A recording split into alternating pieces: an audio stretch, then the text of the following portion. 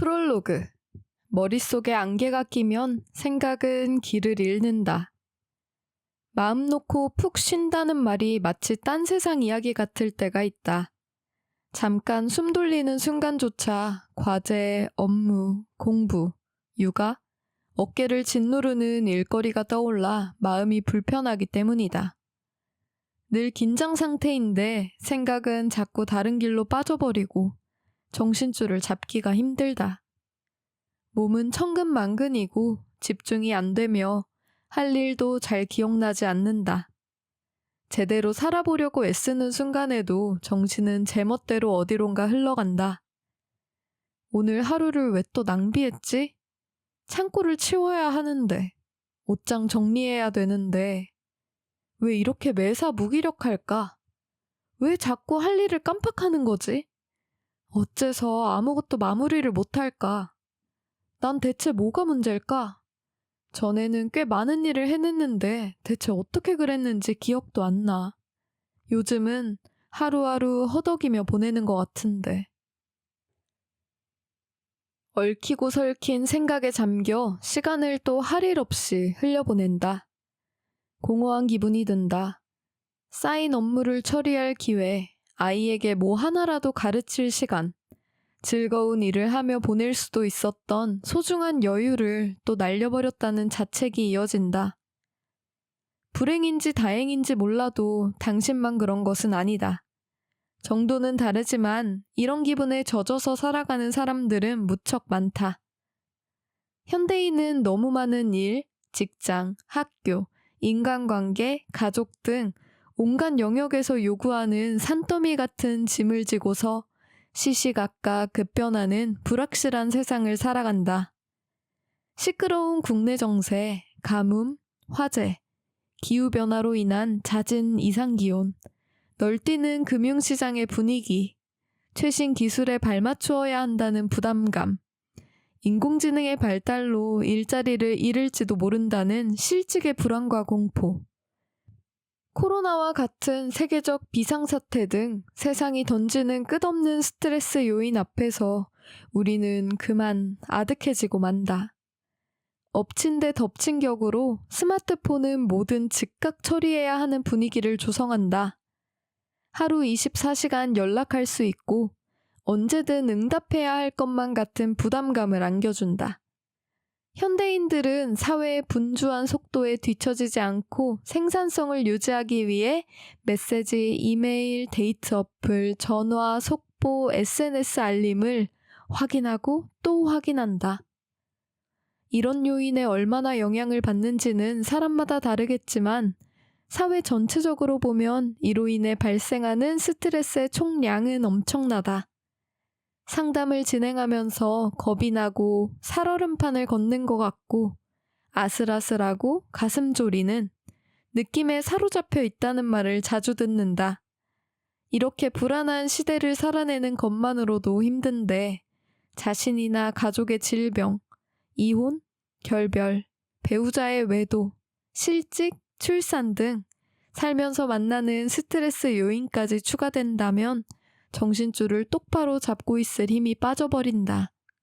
이처럼 많은 스트레스로 인해 멍해진 상태를 브레인 포그라고 한다. 브레인 포그에 시달리면 평소처럼 집중하거나 기억하기가 어렵다. 심신이 무겁고 정신이 흐려지며 혼란에 빠지기가 쉽다. 반쯤 기계적으로 할 일을 해나가지만 인생, 가족과 친구, 일 등에서 더는 의미와 보람을 찾지 못하게 된다. 만성 스트레스에 시달리면 뇌의 생리학적 반응인 투쟁 도피 반응이 계속 켜져 있어 코르티솔과 아드레날린 등의 스트레스 호르몬이 쉴 새 없이 분비된다. 우울감, 신경쇠약, 기억력과 집중력 감퇴, 멍해지고 잠 못 이루는 증상은 모두 만성적으로 높은 코르티솔 수치와 관련이 있다. 오랫동안 요즘 일진이 영 안 좋네 라고 느끼는 수준 이상으로 사는 게 힘들다면 분명 뭔가 문제가 있다. 많은 사람들이 성공하기 위해서는 스트레스를 받는 것이 당연하고 무리하더라도 자기 능력보다 더 많이, 열심히, 바삐 일해야 한다고 믿는다. 하루에 5시간만 자면서 온종일 커피를 들이붓고 이메일 하나조차 놓치지 않는 삶을 살기 때문에 뒤처지지 않고 유능할 수 있다고 믿는 사람들도 있다. 하지만 이런 생활 방식을 평생 지속할 순 없다. 잊지 말자. 누구에게나 한계가 있다. 어쩌면 당신은 이미 그 지점에 다다랐고 스스로 그 사실을 알고 있을지도 모른다. 이미 브레인 포그가 진행된 것 같고 더 심해지기 전에 손을 쓰고 싶을지도 모른다. 지금 어떤 상황이든지 간에 브레인 포그는 성공의 필수 조건과 거리가 멀다. 다행히도 이 책에 있는 방법을 실천하면 현 상황이 악화되는 것을 막을 수 있다. 스트레스로 발생하는 브레인 포그는 알츠하이머나 치매, 수술, 임신, 코로나 바이러스 등으로 인한 의학적, 신경학적 의식 혼탁 현상과는 다르다. 의학적 문제가 아니라 주변 환경 및 그에 따른 나의 반응에 기초를 두고 있기 때문이다. 시간이 흐르면서 소소한 스트레스가 축적되면 기운이 소진되고 삶의 방향성을 잃어버리며 끓던 냄비가 한순간에 흘러넘치듯 더는 건강하게 생활할 수 없는 지경에 다다르고 만다. 그러나 다행히 방향을 수정해서 브레인 포그에서 벗어나 명료하고 밝은 햇살 아래로 들어오도록 이끌 방법이 있다. 내 상태가 스트레스의 소산이라는 것, 스트레스에 대처할 효과적인 방법을 배울 수 있다는 사실을 깨닫는 것만으로도 첫 발을 내디딘 셈이다. 이 책은 뇌의 각 측면이 어떻게 움직이는지, 제대로 돌아가려면 무엇이 필요한지를 다루고 있다. 브레인 포그에서 벗어나려는 사람들은 뇌와 스트레스의 역학 구조를 이해하면서 더 큰 의욕과 변화의 동력을 얻을 것이다.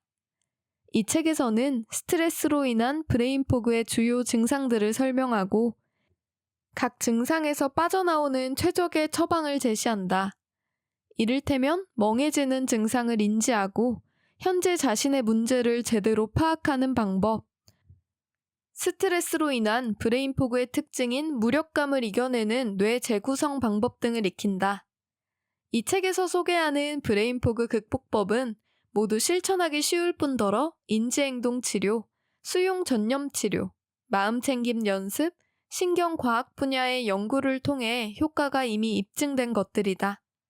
자, 이제 흐릿한 안개 속을 벗어나 밝은 햇빛 아래로 한 걸음씩 나아가자. 2장. 무력한 뇌 깨우기. 통제당할 것인가, 통제할 것인가. 학습된 무력감과 브레인 포그. 브레인 포그 탓에 패배감과 피로감에 시달리며 삶의 목표에 집중하지 못하면 학습된 무력감이 활개친다. 어차피 실패할 건데 노력은 왜 해?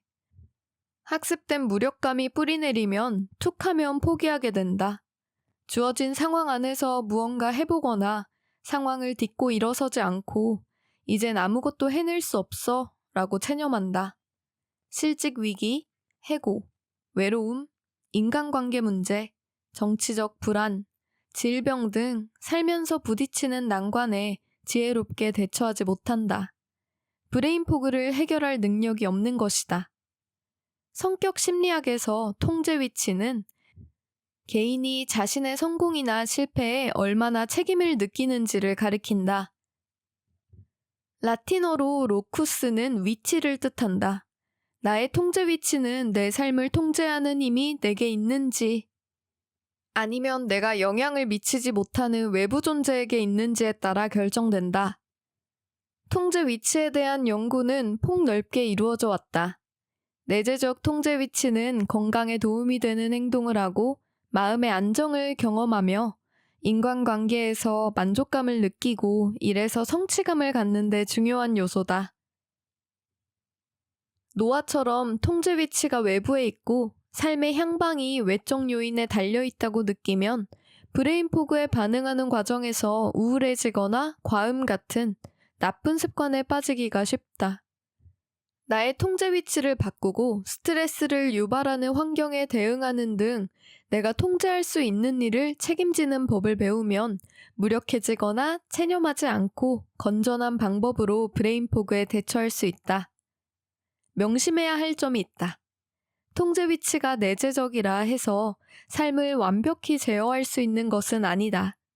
누구나 감당하기 어려운 외부 요인을 마주하거나 향후 일어날 일을 통제할 수 없는 순간에 맞닥뜨리기 마련이다. 내재적 통제 위치 형성에 영향을 미치는 요인은 다양하다. 특히 아이가 성장기에 이룬 성공과 실패에 가족 및 양육자가 보이는 반응은 통제 위치에 큰 영향을 미친다. 노력과 과정에 대한 칭찬과 보상 없이 성공적인 결과만 칭찬한다면 아이는 외재적 통제 위치를 형성할 가능성이 크다. 자신이 기울인 노력보다는 타인의 긍정적 평가에 자존감이 좌우되기 때문이다. 또한 양육자가 외부 사건 때문에 자신의 인생이 바뀌었다고 탓하거나 자신의 결정이나 행동에 충분한 내재적 책임을 지지 않으면 아이의 통제 위치도 외재적으로 형성될 수 있다. 아동기와 성인기에 일정 기간 통제 불가능한 사건에 휘말려도 외재적 통제 위치가 형성될 가능성이 크다. 브레인 포그에 시달리고 있다면 통제 위치가 외재적일 수도 있지만 오히려 지금까지 삶을 잘 제어하고 자신 있게 살아왔을 수도 있다. 지나치게 많은 스트레스 요인에 노출되면 균형 감각을 잃고 더는 예전처럼 삶을 제어하지 못한다고 느끼면서 통제 위치가 내부에서 외부로 옮겨가기 때문이다. 브레인 포그를 이해하고 대처하려면 내가 통제할 수 없는 외부 요인에서 원인을 찾고 있진 않은지 살펴봐야 한다. 나의 성공과 실패를 결정짓는 주체가 자신이라고 생각하는가? 아니면 운명이라고 생각하는가?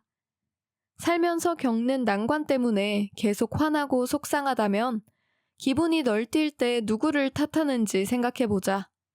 그러면 자기 능력이 어느 정도라고 생각하는지, 자신의 인생과 행동에 얼마나 책임감을 느끼는지 파악할 수 있다. 자기 연민의 덫. 내 삶을 제어할 수 있다고 믿고 행동한다고 문제가 다 해결되지는 않는다. 문제 상황이 버텨낼 수 있는 수준을 넘어서면 자기 연민에 빠지게 된다. 힘겹고 스트레스 심한 현 상황이 개선될 여지가 없다고 느껴지면 그냥 포기하고 삶의 희생양이 되었다고 체념해버리기가 쉽다. 마음은 이해하지만 그러면 상황은 더 악화되고 스트레스만 커져 브레인 포그에서 벗어나기 어렵다. 완벽하게 제어할 수 없는 힘든 상황에 부닥친 사람은 부지기수로 많다. 살다 보면 주변 상황, 예측도 통제가 불가능한 결과 각자 생각과 욕망이 분분한 사람들에게 대응해야 한다. 문화적, 정치적, 경제적 사건은 인생에 엄청난 영향을 미치는 데다 개인으로서 대처하기도 어렵다. 그 결과 만성 스트레스와 브레인 포그가 찾아온다. 나쁜 일이 생기면 사람들은 당연히 낙심할 수밖에 없다. 그러나 이때 자기연민이라는 늪에 빠지지 않도록 주의하라. 앞서 소개한 트레이닝을 통해 내재화한 통제 위치를 바탕으로 주어진 상황에서 내가 제어할 수 있는 부분을 파악하고 무엇을 어떻게 바꾸어 나갈지 알아보자. 6장. 잠시 멈추기. 생각의 속도가 느려질수록 선명해지는 현실. 생각에 의문을 제기하자. 이 책을 읽는 당신은 실수하지 않기 위해 항상 긴장하고 스트레스 받으면서 생각이 많아지는 사이에 브레인 포그를 마주한 경험이 있을 것이다.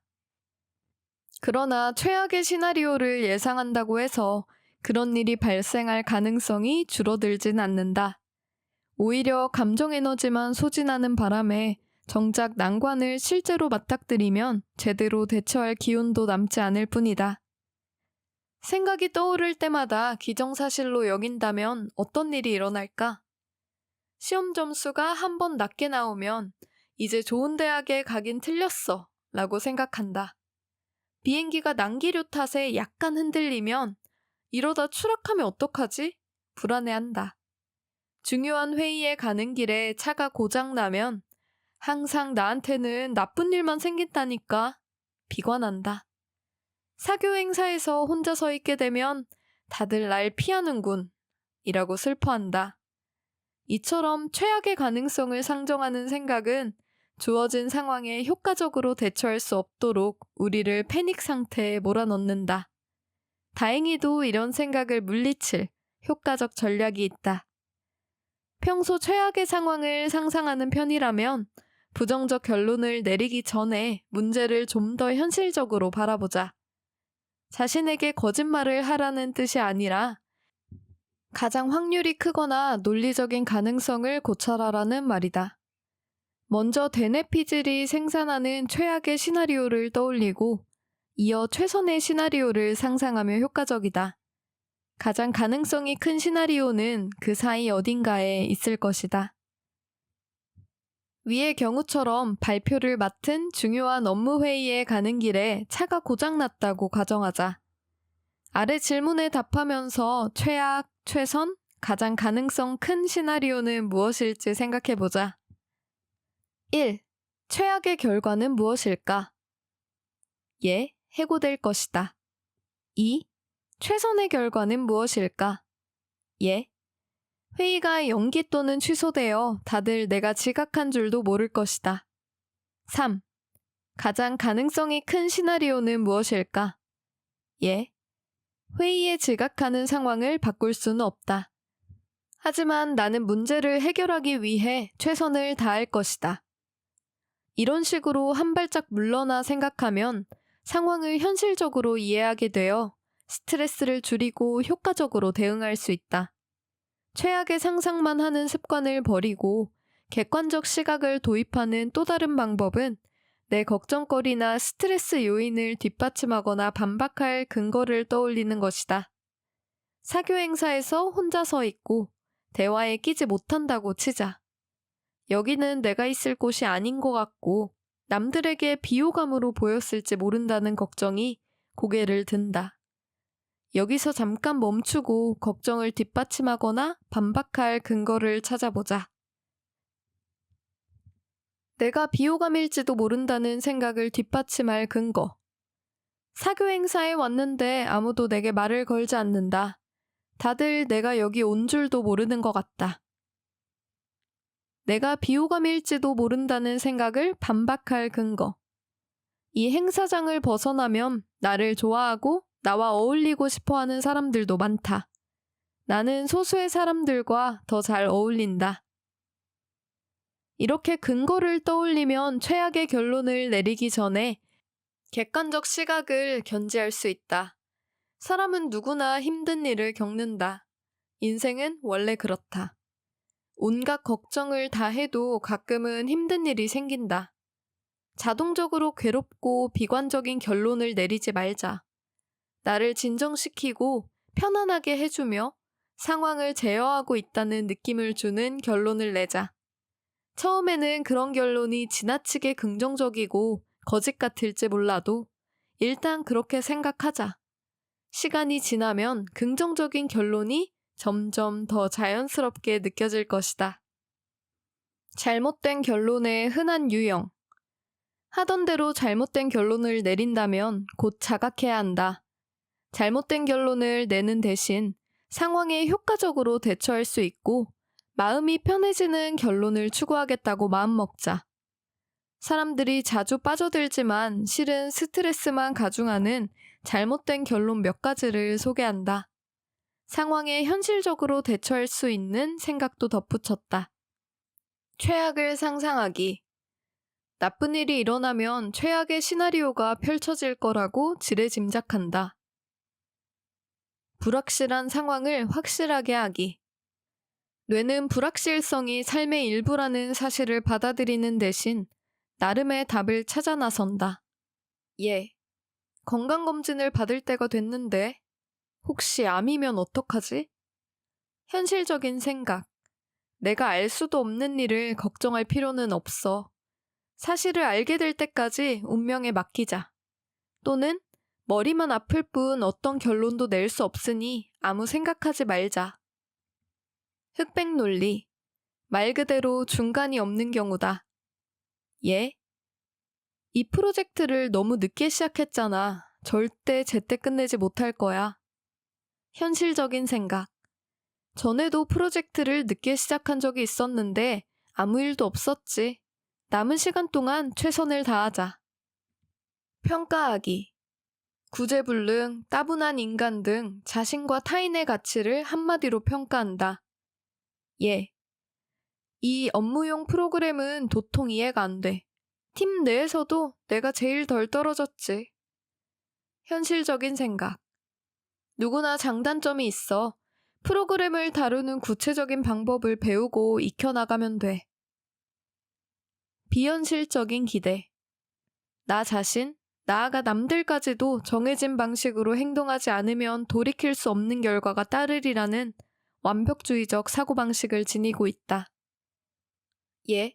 출장에서 돌아와 친구의 파티에 갔다가 행사를 주최하려고 했는데 늦어지고 있잖아. 아무것도 제대로 하는 게 없네. 현실적인 생각. 파티 초대는 거절해도 괜찮아. 모든 것을 다 하고도 건강하게 살기란 불가능해. 미신적 사고. 스트레스를 받고 걱정해야만 좋지 못한 일이 생기지 않을 거라 믿는 경우다.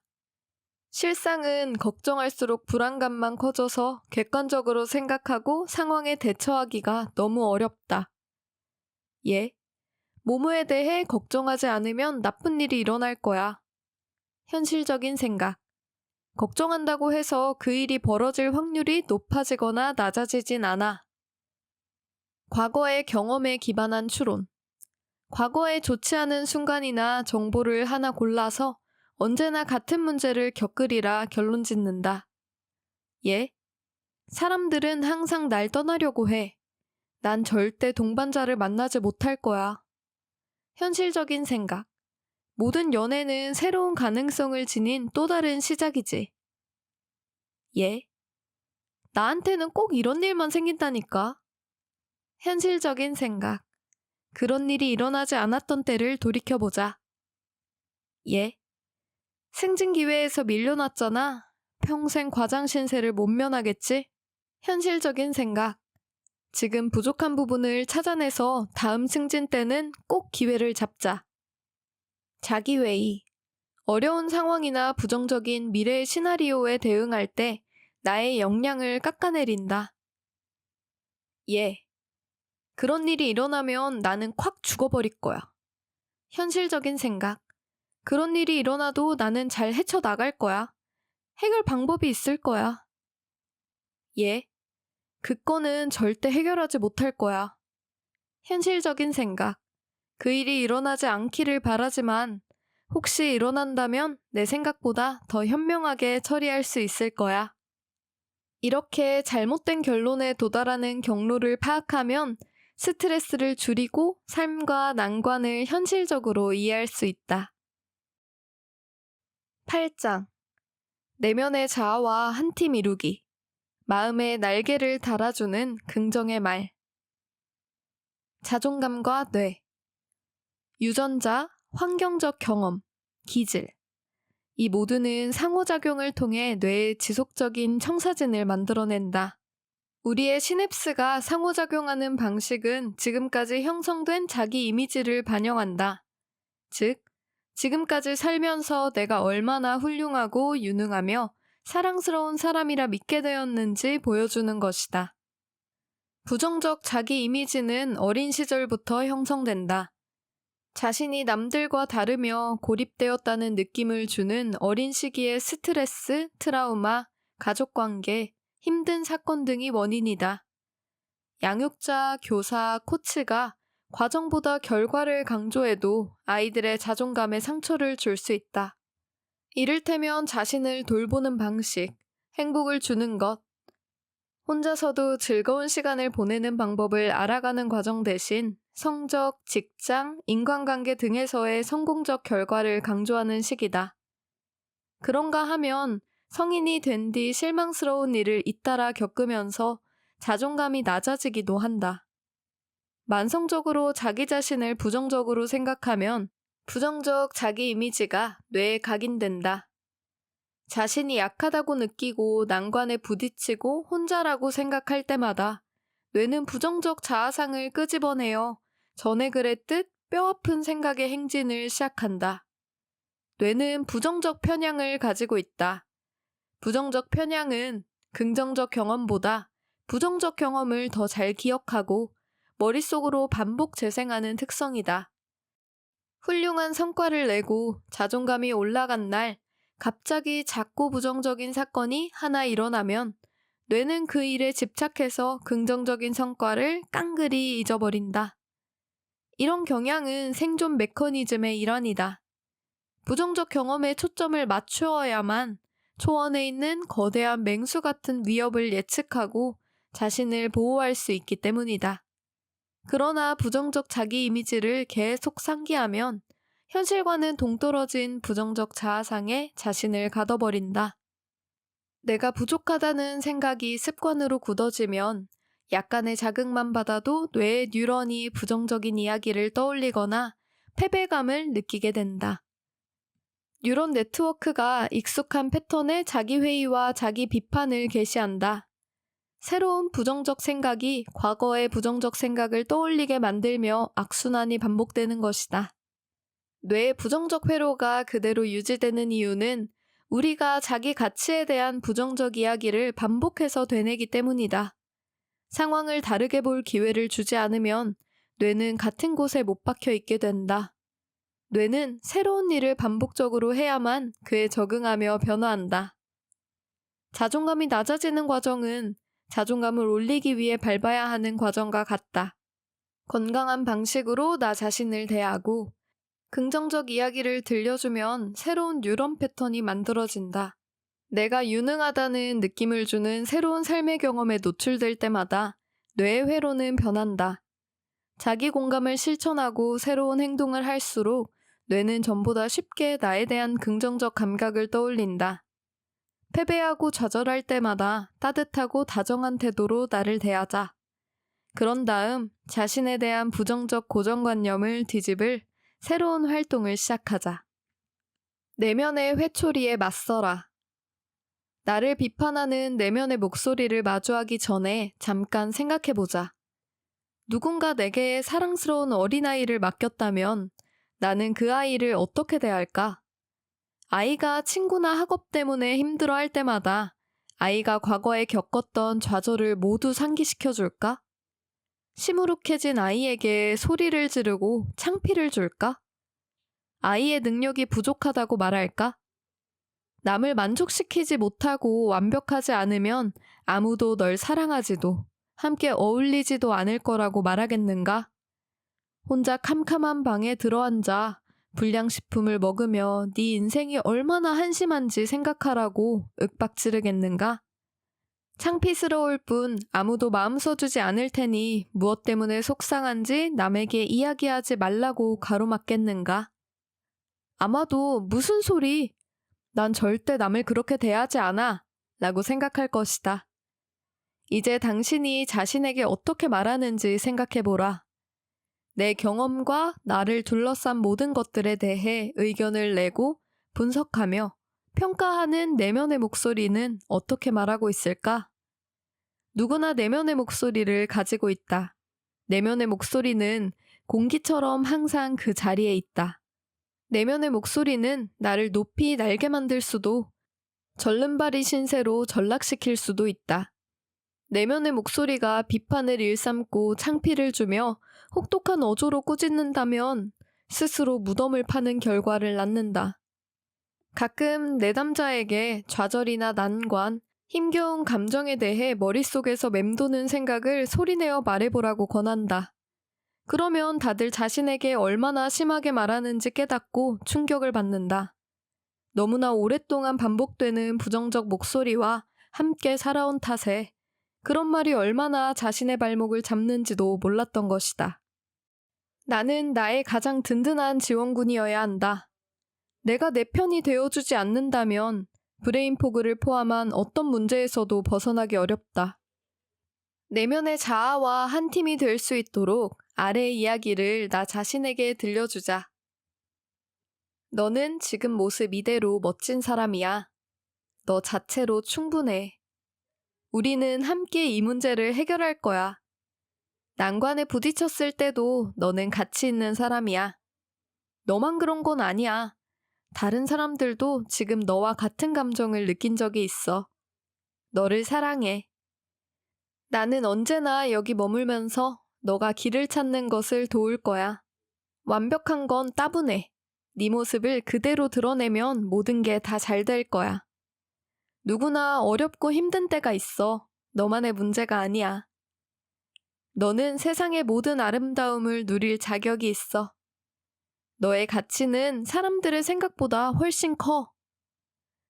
너는 지금 겪는 문제를 바탕 삼아 더 성장할 수 있어. 나는 네 별난 면도 모두 사랑해. 그런 면 덕분에 너가 더 흥미롭게 느껴지거든. 너는 혼자가 아니야. 너는 너의 생각보다 강해. 사람은 누구나 온갖 문제와 씨름하는 법이야. 지금 너의 감정에 대해 누군가와 이야기해봐. 그러면 기분이 나아질 거야.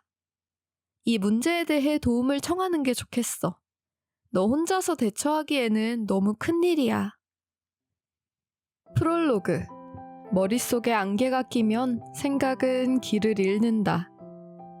마음 놓고 푹 쉰다는 말이 마치 딴 세상 이야기 같을 때가 있다. 잠깐 숨 돌리는 순간조차 과제, 업무, 공부, 육아, 어깨를 짓누르는 일거리가 떠올라 마음이 불편하기 때문이다. 늘 긴장 상태인데 생각은 자꾸 다른 길로 빠져버리고 정신줄을 잡기가 힘들다.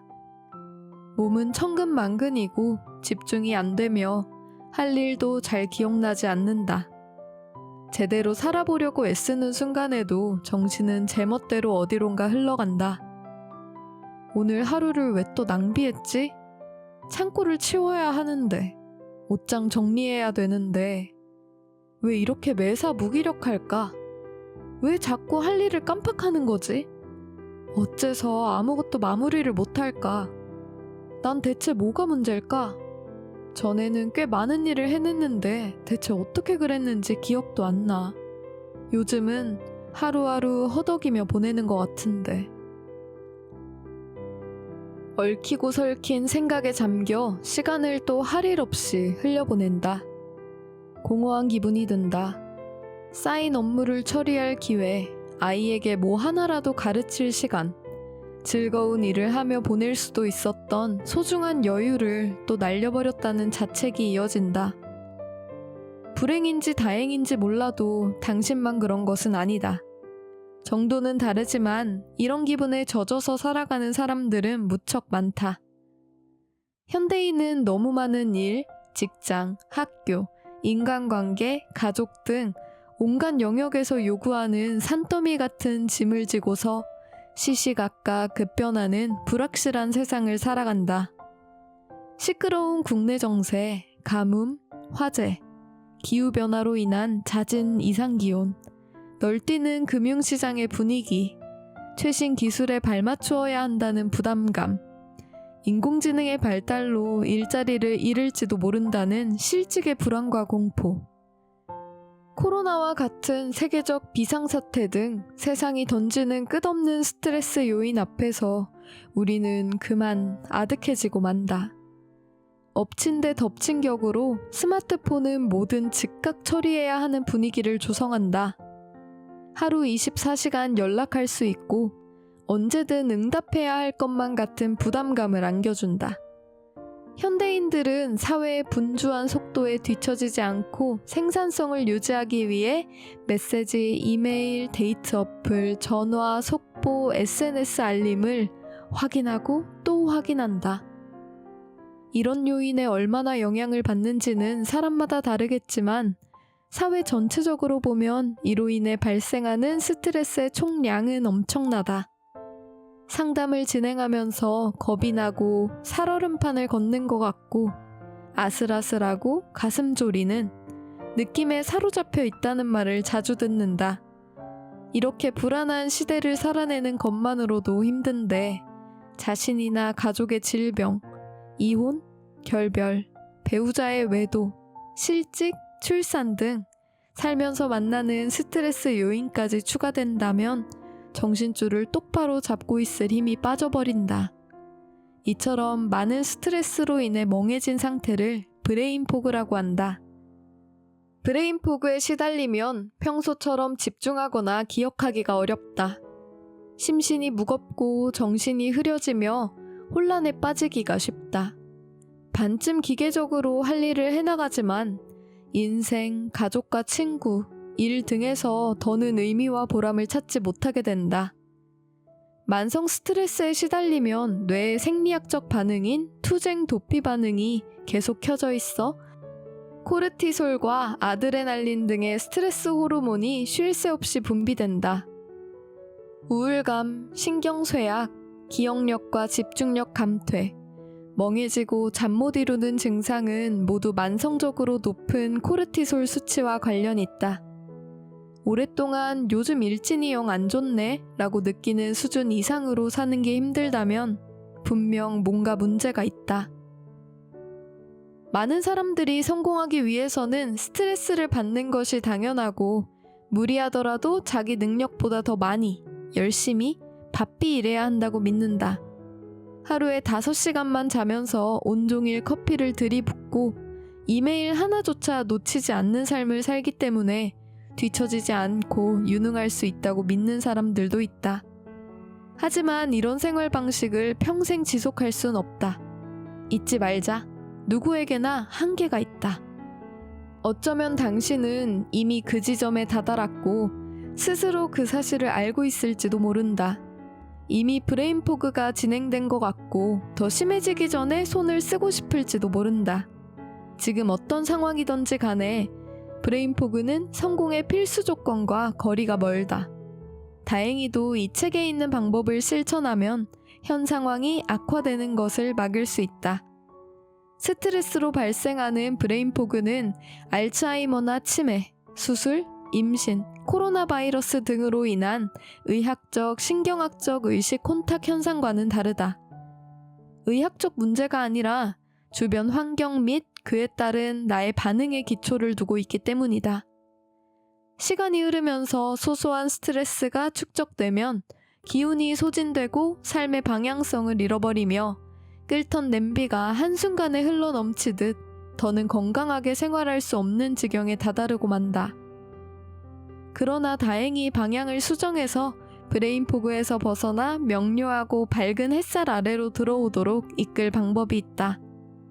내 상태가 스트레스의 소산이라는 것, 스트레스에 대처할 효과적인 방법을 배울 수 있다는 사실을 깨닫는 것만으로도 첫 발을 내디딘 셈이다. 이 책은 뇌의 각 측면이 어떻게 움직이는지, 제대로 돌아가려면 무엇이 필요한지를 다루고 있다. 브레인 포그에서 벗어나려는 사람들은 뇌와 스트레스의 역학 구조를 이해하면서 더 큰 의욕과 변화의 동력을 얻을 것이다. 이 책에서는 스트레스로 인한 브레인 포그의 주요 증상들을 설명하고 각 증상에서 빠져나오는 최적의 처방을 제시한다. 이를테면 멍해지는 증상을 인지하고 현재 자신의 문제를 제대로 파악하는 방법, 스트레스로 인한 브레인 포그의 특징인 무력감을 이겨내는 뇌 재구성 방법 등을 익힌다. 이 책에서 소개하는 브레인 포그 극복법은 모두 실천하기 쉬울 뿐더러 인지행동 치료, 수용 전념 치료, 마음챙김 연습, 신경과학 분야의 연구를 통해 효과가 이미 입증된 것들이다. 자, 이제 흐릿한 안개 속을 벗어나 밝은 햇빛 아래로 한 걸음씩 나아가자. 2장. 무력한 뇌 깨우기. 통제당할 것인가, 통제할 것인가. 학습된 무력감과 브레인 포그. 브레인 포그 탓에 패배감과 피로감에 시달리며 삶의 목표에 집중하지 못하면 학습된 무력감이 활개친다. 어차피 실패할 건데 노력은 왜 해? 학습된 무력감이 뿌리내리면 툭하면 포기하게 된다. 주어진 상황 안에서 무언가 해보거나 상황을 딛고 일어서지 않고 이젠 아무것도 해낼 수 없어 라고 체념한다. 실직 위기, 해고, 외로움, 인간관계 문제, 정치적 불안, 질병 등 살면서 부딪히는 난관에 지혜롭게 대처하지 못한다. 브레인 포그를 해결할 능력이 없는 것이다. 성격 심리학에서 통제 위치는 개인이 자신의 성공이나 실패에 얼마나 책임을 느끼는지를 가리킨다. 라틴어로 로쿠스는 위치를 뜻한다. 나의 통제 위치는 내 삶을 통제하는 힘이 내게 있는지, 아니면 내가 영향을 미치지 못하는 외부 존재에게 있는지에 따라 결정된다. 통제 위치에 대한 연구는 폭넓게 이루어져 왔다. 내재적 통제 위치는 건강에 도움이 되는 행동을 하고 마음의 안정을 경험하며 인간관계에서 만족감을 느끼고 일에서 성취감을 갖는 데 중요한 요소다. 노아처럼 통제 위치가 외부에 있고 삶의 향방이 외적 요인에 달려있다고 느끼면 브레인 포그에 반응하는 과정에서 우울해지거나 과음 같은 나쁜 습관에 빠지기가 쉽다. 나의 통제 위치를 바꾸고 스트레스를 유발하는 환경에 대응하는 등 내가 통제할 수 있는 일을 책임지는 법을 배우면 무력해지거나 체념하지 않고 건전한 방법으로 브레인 포그에 대처할 수 있다. 명심해야 할 점이 있다. 통제 위치가 내재적이라 해서 삶을 완벽히 제어할 수 있는 것은 아니다. 누구나 감당하기 어려운 외부 요인을 마주하거나 향후 일어날 일을 통제할 수 없는 순간에 맞닥뜨리기 마련이다.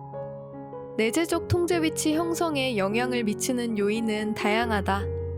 특히 아이가 성장기에 이룬 성공과 실패에 가족 및 양육자가 보이는 반응은 통제 위치에 큰 영향을 미친다. 노력과 과정에 대한 칭찬과 보상 없이 성공적인 결과만 칭찬한다면 아이는 외재적 통제 위치를 형성할 가능성이 크다. 자신이 기울인 노력보다는 타인의 긍정적 평가에 자존감이 좌우되기 때문이다. 또한 양육자가 외부 사건 때문에 자신의 인생이 바뀌었다고 탓하거나 자신의 결정이나 행동에 충분한 내재적 책임을 지지 않으면 아이의 통제 위치도 외재적으로 형성될 수 있다. 아동기와 성인기에 일정 기간 통제 불가능한 사건에 휘말려도 외재적 통제 위치가 형성될 가능성이 크다. 브레인 포그에 시달리고 있다면 통제 위치가 외재적일 수도 있지만 오히려 지금까지 삶을 잘 제어하고 자신 있게 살아왔을 수도 있다. 지나치게 많은 스트레스 요인에 노출되면 균형 감각을 잃고 더는 예전처럼 삶을 제어하지 못한다고 느끼면서 통제 위치가 내부에서 외부로 옮겨가기 때문이다. 브레인 포그를 이해하고 대처하려면 내가 통제할 수 없는 외부 요인에서 원인을 찾고 있진 않은지 살펴봐야 한다. 나의 성공과 실패를 결정짓는 주체가 자신이라고 생각하는가? 아니면 운명이라고 생각하는가? 살면서 겪는 난관 때문에 계속 화나고 속상하다면 기분이 널뛸 때 누구를 탓하는지 생각해보자. 그러면 자기 능력이 어느 정도라고 생각하는지, 자신의 인생과 행동에 얼마나 책임감을 느끼는지 파악할 수 있다. 자기 연민의 덫. 내 삶을 제어할 수 있다고 믿고 행동한다고 문제가 다 해결되지는 않는다. 문제 상황이 버텨낼 수 있는 수준을 넘어서면 자기 연민에 빠지게 된다. 힘겹고 스트레스 심한 현 상황이 개선될 여지가 없다고 느껴지면 그냥 포기하고 삶의 희생양이 되었다고 체념해버리기가 쉽다. 마음은 이해하지만 그러면 상황은 더 악화되고 스트레스만 커져 브레인 포그에서 벗어나기 어렵다. 완벽하게 제어할 수 없는 힘든 상황에 부닥친 사람은 부지기수로 많다. 살다 보면 주변 상황, 예측도 통제가 불가능한 결과 각자 생각과 욕망이 분분한 사람들에게 대응해야 한다.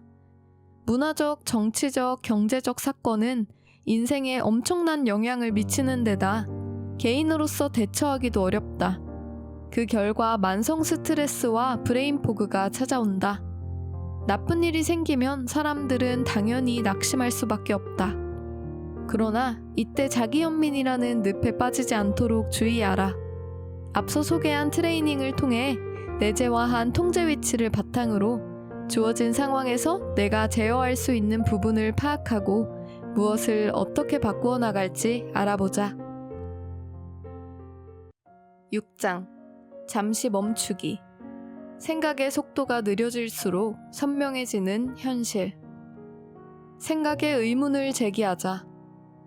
이 책을 읽는 당신은 실수하지 않기 위해 항상 긴장하고 스트레스 받으면서 생각이 많아지는 사이에 브레인포그를 마주한 경험이 있을 것이다. 그러나 최악의 시나리오를 예상한다고 해서 그런 일이 발생할 가능성이 줄어들진 않는다. 오히려 감정 에너지만 소진하는 바람에 정작 난관을 실제로 맞닥뜨리면 제대로 대처할 기운도 남지 않을 뿐이다. 생각이 떠오를 때마다 기정사실로 여긴다면 어떤 일이 일어날까? 시험 점수가 한 번 낮게 나오면 이제 좋은 대학에 가긴 틀렸어 라고 생각한다. 비행기가 난기류 탓에 약간 흔들리면 이러다 추락하면 어떡하지? 불안해한다. 중요한 회의에 가는 길에 차가 고장나면 항상 나한테는 나쁜 일만 생겼다니까 비관한다. 사교 행사에서 혼자 서 있게 되면 다들 날 피하는군 이라고 슬퍼한다. 이처럼 최악의 가능성을 상정하는 생각은 주어진 상황에 효과적으로 대처할 수 없도록 우리를 패닉 상태에 몰아넣는다. 다행히도 이런 생각을 물리칠 효과적 전략이 있다. 평소 최악의 상황을 상상하는 편이라면 부정적 결론을 내리기 전에 문제를 좀 더 현실적으로 바라보자. 자신에게 거짓말을 하라는 뜻이 아니라 가장 확률이 크거나 논리적인 가능성을 고찰하라는 말이다. 먼저 대뇌피질이 생산하는 최악의 시나리오를 떠올리고 이어 최선의 시나리오를 상상하며 효과적이다. 가장 가능성이 큰 시나리오는 그 사이 어딘가에 있을 것이다. 위의 경우처럼 발표를 맡은 중요한 업무 회의에 가는 길에 차가 고장났다고 가정하자. 아래 질문에 답하면서 최악, 최선, 가장 가능성 큰 시나리오는 무엇일지 생각해보자. 1. 최악의 결과는 무엇일까? 예, 해고될 것이다. 2. 최선의 결과는 무엇일까? 예, 회의가 연기 또는 취소되어 다들 내가 지각한 줄도 모를 것이다. 3. 가장 가능성이 큰 시나리오는 무엇일까? 예, 회의에 지각하는 상황을 바꿀 수는 없다. 하지만 나는 문제를 해결하기 위해 최선을 다할 것이다. 이런 식으로 한 발짝 물러나 생각하면 상황을 현실적으로 이해하게 되어 스트레스를 줄이고 효과적으로 대응할 수 있다.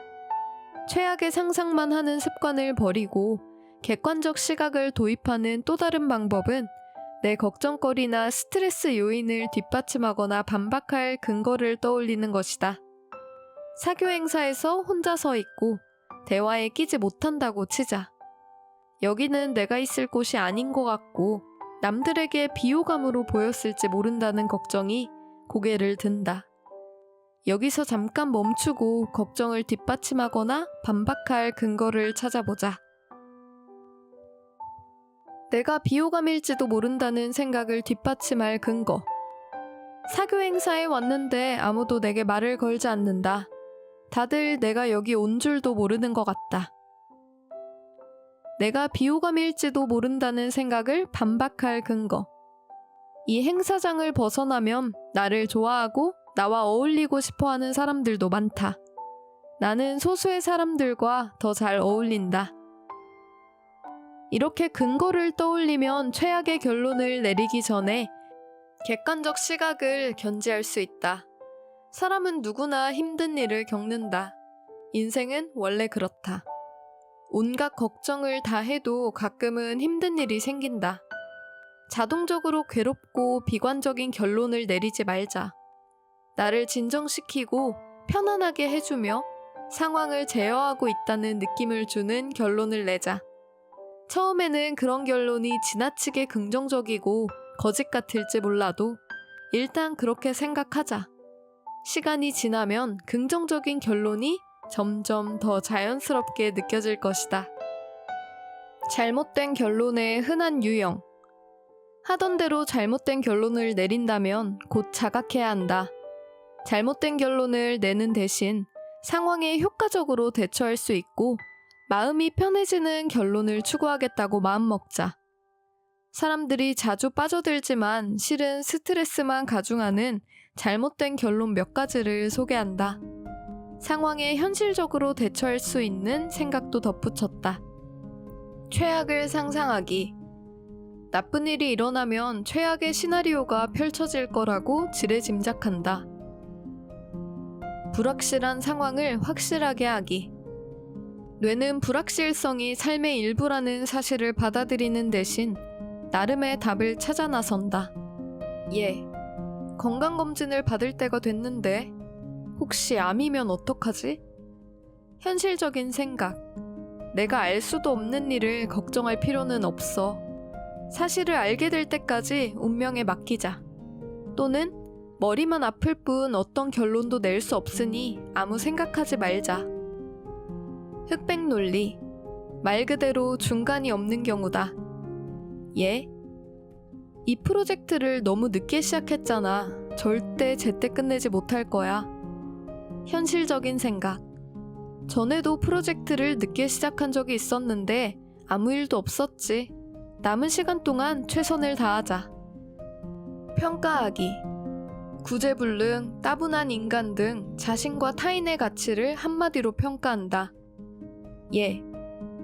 이 업무용 프로그램은 도통 이해가 안 돼. 팀 내에서도 내가 제일 덜 떨어졌지. 현실적인 생각. 누구나 장단점이 있어. 프로그램을 다루는 구체적인 방법을 배우고 익혀나가면 돼. 비현실적인 기대. 나 자신, 나아가 남들까지도 정해진 방식으로 행동하지 않으면 돌이킬 수 없는 결과가 따르리라는 완벽주의적 사고방식을 지니고 있다. 예, 출장에서 돌아와 친구의 파티에 갔다가 행사를 주최하려고 했는데 늦어지고 있잖아. 아무것도 제대로 하는 게 없네. 현실적인 생각. 파티 초대는 거절해도 괜찮아. 모든 것을 다 하고도 건강하게 살기란 불가능해. 미신적 사고. 스트레스를 받고 걱정해야만 좋지 못한 일이 생기지 않을 거라 믿는 경우다. 실상은 걱정할수록 불안감만 커져서 객관적으로 생각하고 상황에 대처하기가 너무 어렵다. 예, 모모에 대해 걱정하지 않으면 나쁜 일이 일어날 거야. 현실적인 생각. 걱정한다고 해서 그 일이 벌어질 확률이 높아지거나 낮아지진 않아. 과거의 경험에 기반한 추론. 과거에 좋지 않은 순간이나 정보를 하나 골라서 언제나 같은 문제를 겪으리라 결론 짓는다. 예? 사람들은 항상 날 떠나려고 해. 난 절대 동반자를 만나지 못할 거야. 현실적인 생각. 모든 연애는 새로운 가능성을 지닌 또 다른 시작이지. 예? 나한테는 꼭 이런 일만 생긴다니까. 현실적인 생각. 그런 일이 일어나지 않았던 때를 돌이켜보자. 예? 승진기회에서 밀려났잖아. 평생 과장 신세를 못 면하겠지? 현실적인 생각. 지금 부족한 부분을 찾아내서 다음 승진 때는 꼭 기회를 잡자. 자기회의. 어려운 상황이나 부정적인 미래의 시나리오에 대응할 때 나의 역량을 깎아내린다. 예. 그런 일이 일어나면 나는 콱 죽어버릴 거야. 현실적인 생각. 그런 일이 일어나도 나는 잘 헤쳐나갈 거야. 해결 방법이 있을 거야. 예. 그 건은 절대 해결하지 못할 거야. 현실적인 생각. 그 일이 일어나지 않기를 바라지만 혹시 일어난다면 내 생각보다 더 현명하게 처리할 수 있을 거야. 이렇게 잘못된 결론에 도달하는 경로를 파악하면 스트레스를 줄이고 삶과 난관을 현실적으로 이해할 수 있다. 8장. 내면의 자아와 한 팀 이루기. 마음의 날개를 달아주는 긍정의 말. 자존감과 뇌. 유전자, 환경적 경험, 기질. 이 모두는 상호작용을 통해 뇌의 지속적인 청사진을 만들어낸다. 우리의 시냅스가 상호작용하는 방식은 지금까지 형성된 자기 이미지를 반영한다. 즉, 지금까지 살면서 내가 얼마나 훌륭하고 유능하며 사랑스러운 사람이라 믿게 되었는지 보여주는 것이다. 부정적 자기 이미지는 어린 시절부터 형성된다. 자신이 남들과 다르며 고립되었다는 느낌을 주는 어린 시기의 스트레스, 트라우마, 가족관계, 힘든 사건 등이 원인이다. 양육자, 교사, 코치가 과정보다 결과를 강조해도 아이들의 자존감에 상처를 줄 수 있다. 이를테면 자신을 돌보는 방식, 행복을 주는 것, 혼자서도 즐거운 시간을 보내는 방법을 알아가는 과정 대신 성적, 직장, 인간관계 등에서의 성공적 결과를 강조하는 시기다. 그런가 하면 성인이 된 뒤 실망스러운 일을 잇따라 겪으면서 자존감이 낮아지기도 한다. 만성적으로 자기 자신을 부정적으로 생각하면 부정적 자기 이미지가 뇌에 각인된다. 자신이 약하다고 느끼고 난관에 부딪히고 혼자라고 생각할 때마다 뇌는 부정적 자아상을 끄집어내어 전에 그랬듯 뼈아픈 생각의 행진을 시작한다. 뇌는 부정적 편향을 가지고 있다. 부정적 편향은 긍정적 경험보다 부정적 경험을 더 잘 기억하고 머릿속으로 반복 재생하는 특성이다.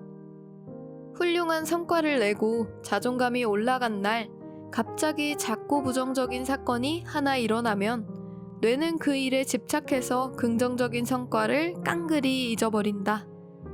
이런 경향은 생존 메커니즘의 일환이다.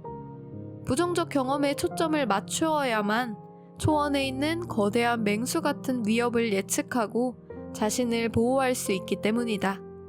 그러나 부정적 자기 이미지를 계속 상기하면 현실과는 동떨어진 부정적 자아상에 자신을 가둬버린다.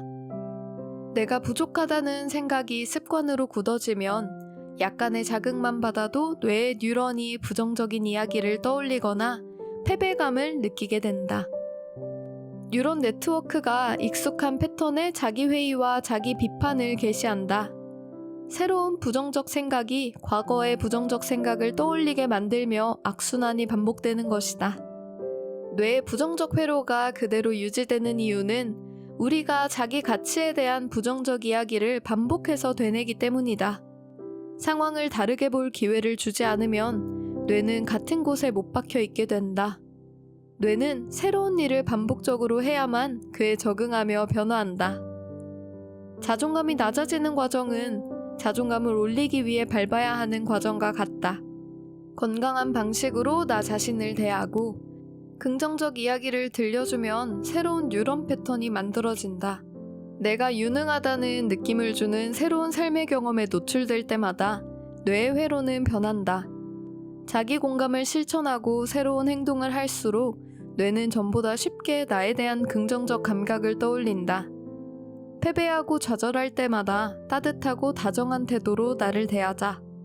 그런 다음 자신에 대한 부정적 고정관념을 뒤집을 새로운 활동을 시작하자. 내면의 회초리에 맞서라. 나를 비판하는 내면의 목소리를 마주하기 전에 잠깐 생각해보자. 누군가 내게 사랑스러운 어린아이를 맡겼다면 나는 그 아이를 어떻게 대할까? 아이가 친구나 학업 때문에 힘들어할 때마다 아이가 과거에 겪었던 좌절을 모두 상기시켜줄까? 시무룩해진 아이에게 소리를 지르고 창피를 줄까? 아이의 능력이 부족하다고 말할까? 남을 만족시키지 못하고 완벽하지 않으면 아무도 널 사랑하지도 함께 어울리지도 않을 거라고 말하겠는가? 혼자 캄캄한 방에 들어앉아 불량식품을 먹으며 네 인생이 얼마나 한심한지 생각하라고 윽박지르겠는가? 창피스러울 뿐 아무도 마음 써주지 않을 테니 무엇 때문에 속상한지 남에게 이야기하지 말라고 가로막겠는가? 아마도 무슨 소리? 난 절대 남을 그렇게 대하지 않아 라고 생각할 것이다. 이제 당신이 자신에게 어떻게 말하는지 생각해보라. 내 경험과 나를 둘러싼 모든 것들에 대해 의견을 내고 분석하며 평가하는 내면의 목소리는 어떻게 말하고 있을까? 누구나 내면의 목소리를 가지고 있다. 내면의 목소리는 공기처럼 항상 그 자리에 있다. 내면의 목소리는 나를 높이 날게 만들 수도, 절름발이 신세로 전락시킬 수도 있다. 내면의 목소리가 비판을 일삼고 창피를 주며 혹독한 어조로 꾸짖는다면 스스로 무덤을 파는 결과를 낳는다. 가끔 내담자에게 좌절이나 난관, 힘겨운 감정에 대해 머릿속에서 맴도는 생각을 소리내어 말해보라고 권한다. 그러면 다들 자신에게 얼마나 심하게 말하는지 깨닫고 충격을 받는다. 너무나 오랫동안 반복되는 부정적 목소리와 함께 살아온 탓에 그런 말이 얼마나 자신의 발목을 잡는지도 몰랐던 것이다. 나는 나의 가장 든든한 지원군이어야 한다. 내가 내 편이 되어주지 않는다면 브레인 포그를 포함한 어떤 문제에서도 벗어나기 어렵다. 내면의 자아와 한 팀이 될 수 있도록 아래의 이야기를 나 자신에게 들려주자. 너는 지금 모습 이대로 멋진 사람이야. 너 자체로 충분해. 우리는 함께 이 문제를 해결할 거야. 난관에 부딪혔을 때도 너는 가치 있는 사람이야. 너만 그런 건 아니야. 다른 사람들도 지금 너와 같은 감정을 느낀 적이 있어. 너를 사랑해. 나는 언제나 여기 머물면서 너가 길을 찾는 것을 도울 거야. 완벽한 건 따분해. 네 모습을 그대로 드러내면 모든 게 다 잘 될 거야. 누구나 어렵고 힘든 때가 있어. 너만의 문제가 아니야. 너는 세상의 모든 아름다움을 누릴 자격이 있어. 너의 가치는 사람들의 생각보다 훨씬 커. 너는 지금 겪는 문제를 바탕삼아 더 성장할 수 있어. 나는 네 별난 면도 모두 사랑해. 그런 면 덕분에 너가 더 흥미롭게 느껴지거든. 너는 혼자가 아니야. 너는 너의 생각보다 강해. 사람은 누구나 온갖 문제와 씨름하는 법이야. 지금 너의 감정에 대해 누군가와 이야기해봐. 그러면 기분이 나아질 거야. 이 문제에 대해 도움을 청하는 게 좋겠어.